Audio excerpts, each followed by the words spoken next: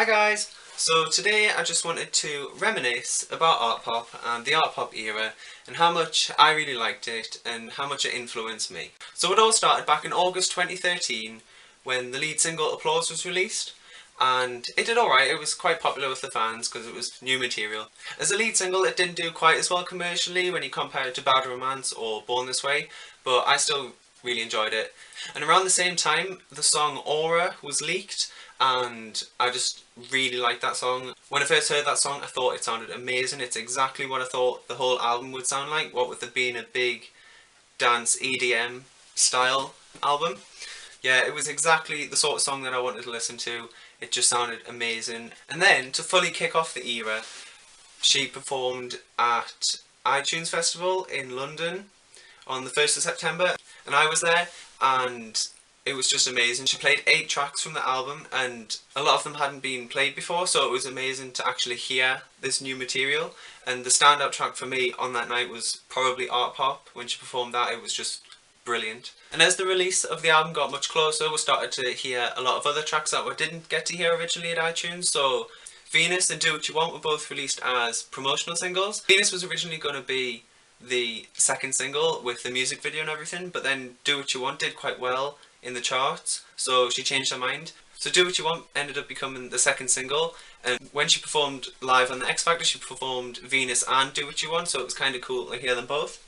And on the 11th of November 2013 the album was finally released, and it felt like I've been waiting forever. We'd heard quite a lot of the songs already from the album, including Aura, Venus, Applause, Do What You Want, Manicure, Sex Dreams, Jewels and Drugs and Swine from the iTunes Festival. There was only a couple of songs that I hadn't actually heard and I was really excited to hear them, and that was Donatella, Fashion, Mary Jane Holland, Gypsy and Dope, and also GUI.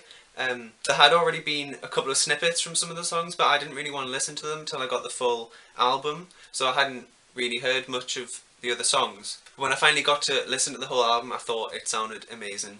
I went through it track by track, and when I got to GUI I thought this is going to be amazing, it really does need to be a single, and eventually it did become one.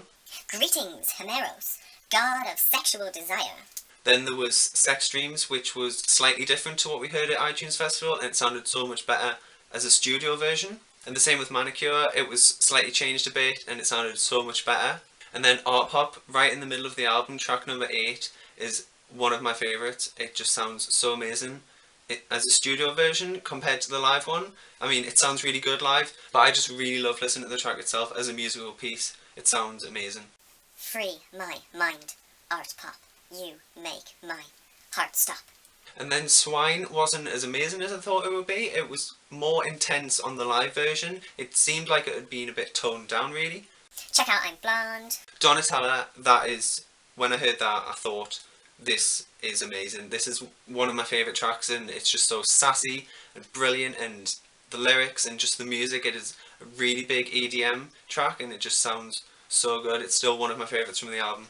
Step into the room like it's a catwalk. When I first heard Fashion I didn't think it was as good as the other tracks. It was more calm, less intense for the album, and I suppose as you got towards the end it happened like that, but it didn't have as much impact for me in the initial stages of hearing the album. Let's relax.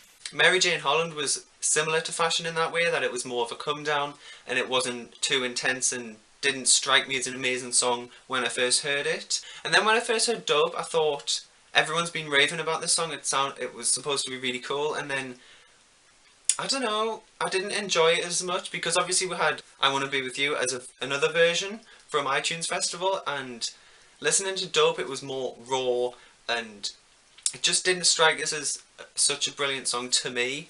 When I heard Gypsy I thought it sounds really cool, it's really fun, it's upbeat, it's about like travelling and going on a journey and stuff. I thought Gypsy was quite cool, but it wasn't as much of a standout track to me as some of the other tracks. And then of course we ended with Applause, which everyone had already heard by then, and it was such a great finish to the album. So over Christmas we were kind of waiting and hoping for the Do What You Want video with R. Kelly, and it had been filmed, but it was apparently going to be really controversial, and then eventually we ended up not getting it. Only little bits got leaked eventually and everyone was really happy to see them, but at the same time it wasn't the full video. Eventually you kind of had to move on from that, and she did a duet with Christina on The Voice, and that became a version of the song, and then eventually the solo version of the song was released online. So as we got into spring 2014, we got GUI as the third single, and that came along with the video, but it was more Art Pop the movie, which basically had Art Pop at the start, and then a little bit of Venus,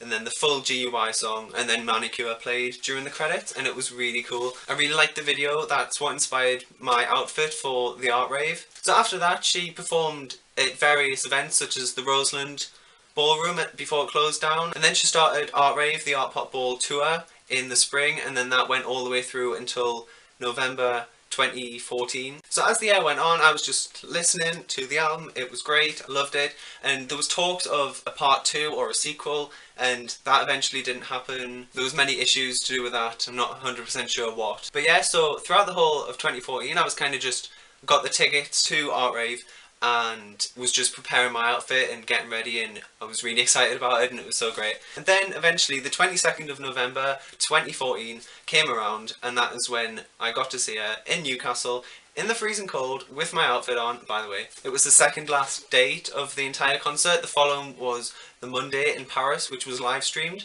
Yeah, we queued from about 12 o'clock, 1 o'clock onwards. It was really cold, not gonna lie. But when we got inside, it was just, the atmosphere was amazing, it was great. People were dressed up, and the stage looked really cool, just like from what's seen on the pictures, and I was really excited. So eventually she came on, and it was just brilliant. She opened with Art Pop, and it sounded amazing live. She got really close, I got some great pictures. The whole night was just intense. Like even the start with GUI and Donatella, that knackered is within the first 20 minutes. It was just such an amazing night. I went with Emily, my brother's girlfriend, and she had a great time as well. It was just a really good time. So at the end of the concert, she performed Gypsy, which was really fun and emotional, and it was just such a great song to end with, and she looked like she was having such a great time, and it was just really sort of fitting because it was like the end. It was really emotional anyway because it was like the second last night. And after the concert, it kind of felt like that was it.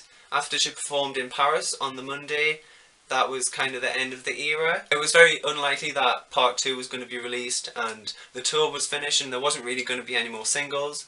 And Cheek to Cheek was already released, and they kind of already started talking about concerts and stuff like that for that era, so it kind of felt like Art Pop was wrapping up, and that was kind of like the end. So it was quite sad. I really enjoyed the whole era. I know a lot of people were saying that the era was a bit messed up and a lot of things didn't get released that was promised and stuff like that, but it just happens, and that's just what happened, and you kind of have to move on. So as a whole, I really enjoyed the era, and I'm still listening to the album now. It's just still so fresh and amazing, and such great quality as well. In terms of being an EDM type album, it does sound like it's been made amazingly. So to end with, I just want to give a list of all the songs and how I would rank them and what are my favourites and stuff like that. So I would have to say that my top 3 are Art Pop, Aura and Donatella. I can't really say which is the top out of all of them, or second or third. Maybe Art Pop would be very top. Fourth would definitely have to be GUI. In the middle it kind of gets a bit fuzzy because I can't really decide what would come 5th, 6th, 7th, 8th, 9th, etc. So I would say Fashion, Do What You Want, Sex Dreams and Manicure are kind of all clumped together, and I like them for different reasons. And then Swine, Mary Jane Holland and Venus are kind of clumped together after that. Towards the end I would say Gypsy and Applause are kind of together. I like them sort of similarly, about sort of 12th place. And then my least favourite tracks of the album would be Jewels and Drugs, and then the very bottom would be Dope. But yeah, so I hope you enjoyed this video and this review, and I hope you have your own thoughts on the album and the era, and it's just been so enjoyable for me. So thank you for watching this video. If you enjoyed it, give it a big thumbs up, and I'll see you next time. Bye guys!